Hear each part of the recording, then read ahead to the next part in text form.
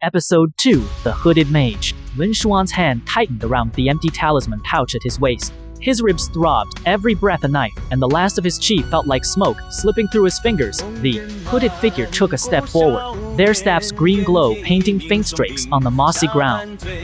"Magic here burns red," they said, voice low, not hostile, just confused. "Fire mages, channel mana from the earth. Your flame, it didn't smell like mana, it smelled like life." Lin Xuan didn't answer. He'd learned its lens was safer.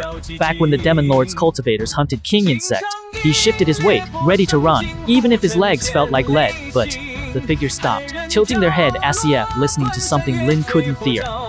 Then he heard it too, shouting, voices, rough and angry, crashing through the trees. "Over here, I saw the fire." The hooded figure cursed under their breath. "Fire mages, they track mana bursts. Yours was too bright." They grabbed Lin's arm, their grip firm, but not cruel.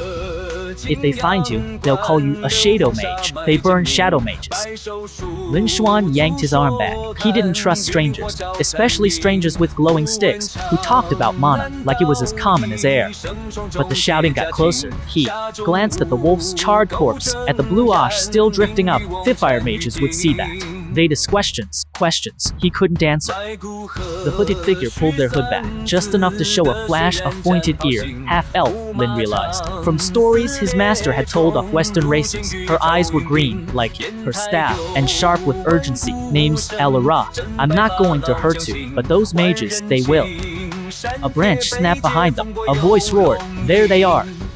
Elara grabbed his arm again. "Harder this time. Run with me, or stay and explain your blue fire. Your choice."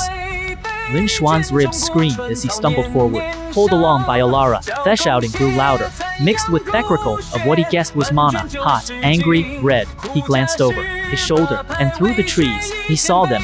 3 men in red robes, staffs glowing like torches. One of them lifted his staff.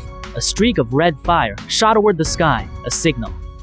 Elara swore, "They're calling for backup. Hurry."